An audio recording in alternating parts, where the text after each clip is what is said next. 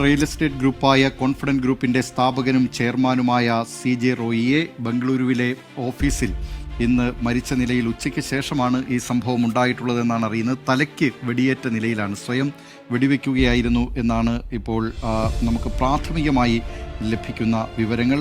ഈ വെടിയൊച്ച കേട്ട് ഓഫീസ് വളപ്പിനുള്ളിലെത്തിയ ജീവനക്കാരാണ് രക്തത്തിൽ കുളിച്ചു കിടക്കുന്ന CJ റോയിയെ കണ്ടത്. ഉടൻ തന്നെ HSR ലേഔട്ടിലെ നാരായണ ഹൃദയാലയ ആശുപത്രിയിൽ എത്തിച്ചു. പക്ഷേ ജീവൻ രക്ഷിക്കാനായില്ല. ആശുപത്രിയിൽ എത്തുന്നതിന് മുമ്പ് തന്നെ മരണം സംഭവിച്ചിരുന്നതായാണ് ഡോക്ടർമാർ അറിയിച്ചിട്ടുള്ളത്. ഇപ്പോൾ അശോക് നഗർ പോലീസ് അവിടെ എത്തിയിട്ടുണ്ട്. അവർ മേൽ നടപടികൾ സ്വീകരിക്കുകയാണ്. ഈ വെടിവെക്കാൻ ഉപയോഗിച്ച തോക്ക് പോലീസ് കണ്ടെത്തിയിട്ടുണ്ട്.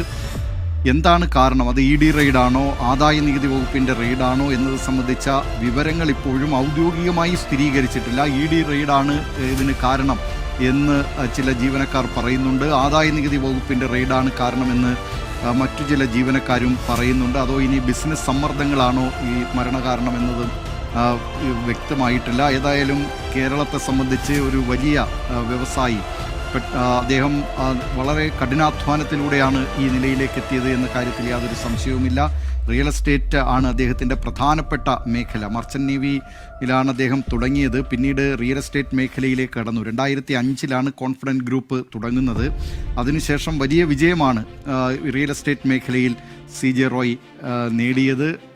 രാജ്യത്തിനകത്തും പുറത്തുമൊക്കെയായി നിരവധി ഫ്ലാറ്റുകൾ കോൺഫിഡൻറ്റ് ഗ്രൂപ്പിൻ്റെ മേൽവിലാസത്തോടുകൂടി, അല്ലെങ്കിൽ കോൺഫിഡൻറ്റ് ഗ്രൂപ്പ് എന്ന് എഴുതിയ ആലേഖനത്തോടുകൂടി നിരവധി സ്ഥലങ്ങളിലാണ് ഫ്ലാറ്റുകൾ ഉയർന്നിരുന്നത്. അങ്ങനെ വലിയ ഒരു വ്യവസായ മേഖലയിൽ വലിയ വിജയം നേടിയ ആൾ എന്ന നിലയിൽ കൂടിയായിരുന്നു CJ റോയ് അറിയപ്പെട്ടിരുന്നത്. അദ്ദേഹത്തിന് ഇത്തരത്തിലൊരു നടപടി, ഇത്തരം ഒരു മരണത്തിലേക്ക് നയിച്ചത്, ഇത്തരം ഒരു ആത്മഹത്യ ചെയ്യാൻ ഇടയാക്കിയ കാരണം എന്ത് എന്നത് സംബന്ധിച്ച് ഇനിയും ഒരു സ്ഥിരീകരണം വന്നിട്ടില്ല. 58 വയസ്സായിരുന്നു അദ്ദേഹത്തിന്. നമ്മുടെ ചിന്ത ഡ്യൂട്ടി ഫ്രീ ചാനലിലേക്ക് എല്ലാവർക്കും സ്വാഗതം. നമ്മളൊരു വീഡിയോ കണ്ടിരിക്കുന്നത്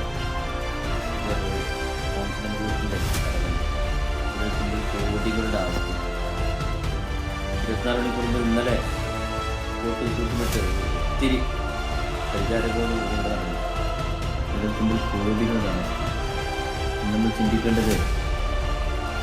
അതിലെ വെടിയുണ്ടുകൊണ്ട് ഇവരൊടുക്കിയതോ മറ്റന്വേഷണം നടക്കണം. പക്ഷെ എന്നാലും നമ്മൾ ചിന്തിക്കേണ്ട ഒരു വിഷയം, പണം നമുക്ക് മനസ്സിന് സമാധാനം നൽകുന്നുണ്ടോ ചിന്ത നമുക്ക് നമുക്കിങ്ങനെ കാണുമ്പോൾ premier life, premier luxury life, car, പരിചാരകർ, കോട്ട് സൂട്ട്, പണം എത്രത്തോളം കുമിഞ്ഞു കൂടുന്നുവോ അത്രയും മനസ്സിന് സമാധാനം കുറയില്ല.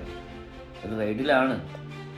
എന്നിരുന്നാലും ആ റൈഡിലും ആ മനസ്സിന് മാനസികമായ സമ്മർദ്ദം വന്നതുകൊണ്ട് ഇത്രയും കോടികൾ, 1 രൂപൻ്റെ കടമില്ലാത്ത മനുഷ്യന് കടം കൊണ്ട് ആത്മഹത്യ ചെയ്യലുണ്ട്. എന്താണ് അന്വേഷണം നടക്കുന്നുള്ളൂ, 24 മണിക്കൂർ കഴിഞ്ഞിട്ടേ ഉള്ളൂ. പക്ഷെ ഇവിടെയൊക്കെ നമ്മൾ ചിന്തിക്കേണ്ടത്, മനുഷ്യന് ബിസിനസ് ആയാലും സമ്പാദ്യമായാലും ലക്ഷറി ലൈഫായാലും ഏത് അംബാനി ലൈഫ് ആയാലും മണിമാളിക ഉണ്ടെങ്കിൽ മനസ്സിനൊരു സമാധാനം, സന്തോഷം, ഒരു ഇതില്ല. അതില്ലായെങ്കിൽ ലൈഫ് കഷ്ടപ്പെടും. ഞാൻ എന്തായാലും നിമിഷത്തിൽ നമുക്ക് പറയാം, ഏറ്റവും ലൈഫിൽ ഹാപ്പി നിത്യതൊരു രാവിലെ അവനാൻ്റെ ആയുധങ്ങളായിട്ട് വൈകുന്നേരം കുടുംബത്തിൽ വരുന്ന അവർ വൈകുന്നേരം പണി കഴിഞ്ഞ് കൊടുത്ത് സെറ്റായി ആ ലൈഫാണ് എനിക്ക് ഏറ്റവും ബാലൻസ് ഉണ്ടാവില്ല. പക്ഷേ അവർക്ക് കടം ഉണ്ടാവില്ല. നിത്യം ചോദിക്കാനും ആർക്കും വാടക കൊടുക്കണം, ആർക്കും ഒന്നും കൊടുക്കാനും എന്തൊരു നിഗമനത്തിൽ നിത്യ തൊഴിലാളികൾ ജീവിതത്തെ ഏറ്റവും സന്തുഷ്ട അനുഭവിക്കുന്നവരായാലും പോകുന്നവരായാലും വേറെ ജോലിക്ക് പോകുന്നവരായാലും വേറെ ആക്ടിവിറ്റി എന്ത് ജോലിയായാലും നിത്യ ജോലി വൈകുന്നേരം കഴിഞ്ഞ് വരുന്നു, ആ ക്യാഷ് വാങ്ങുന്നു, അതൊരു ആപ്പിൽ ആ വിയർപ്പിൻ്റെ ക്യാഷ് കൊണ്ട് അന്ന് മീൻ വാങ്ങുക, അന്ന് അരി വാങ്ങുക. എന്നെ സംബന്ധിച്ച് പിന്നെ ലൈഫിൻ്റെ ഒരു എൻജോയ്, ഹാപ്പി അവർക്കാണ് കിട്ടുക. ഈ കോടികൾ അപ്പോൾ പിന്നെ കോടീശ്വരൻ്റെയൊക്കെ ആസ്തി എത്ര തലമുറക്കുണ്ടാവും, അനുഭവിക്കാൻ കഴിഞ്ഞു. ആ പിന്നെ ഒരു ഫോണിൻ്റെ ലോക്ക് തുറക്കാൻ ഇനി ആ അക്കൗണ്ടിൽ കാര്യം ആർക്കും ഉപകരിക്കും. അപ്പോൾ ഇതിൽ നിന്ന് മനസ്സിലാക്കേണ്ട ഒരു കാര്യം, പണം മനസ്സമാധാനത്തിന് ഒരു ഉപാധിയേ അല്ല. പണം കുമിഞ്ഞു കൂടുന്നിടത്തോളം മനസ്സമാധാനം കുറയുന്നതിന് ഏറ്റവും വലിയ ഉദാഹരണമാണ് റെയ്ഡ് ആണെങ്കിലും അങ്ങ് കരിഞ്ഞോട്ടെ, എനിക്ക് എൻ്റെ സമ്പാദ്യം കുറയുമോ, അതിൽ ഒത്തിരി വെട്ടിപ്പിടിച്ച് പോകുമോ, അതിന് ടാക്സും ചോദിക്കൊണ്ട് പോകുമോ എന്നുള്ള പേടിയായിരിക്കും, ഭീതിയായിരിക്കും, ഭയപ്പാടായിരിക്കും അങ്ങനെ ചെയ്യാൻ. അല്ല എങ്കിലോ ഇത്രയും സമ്പാദ്യം ഉണ്ട് അവന്, മറുവശത്ത് ഒരു കൈത്തിരി ആരും ചെയ്താണെങ്കിൽ അങ്ങനെയായിരിക്കും ഒക്കെ. കാരണം ലൈഫിൻ്റെ എൻജോയ്മെൻറ്റ്, ഹാപ്പി പോകാനുള്ള കാരണം സമ്പത്താണ്, സമ്പാദ്യമാണ്, കോടികളുടെ അക്കൗണ്ട് ബാലൻസാണ്. മനസ്സിൻ്റെ സമാധാനം കെടുത്താനും മനുഷ്യൻ്റെ ബ്രെയിനെ തലതിരിച്ച് സൂസൈഡിക്ക് ചിന്തിക്കാനൊക്കെ കാരണം സമ്പാദ്യമാണ്. സമ്പാദ്യം ഒരിക്കലും ജീവിതത്തിന് സന്തോഷം നൽകില്ല.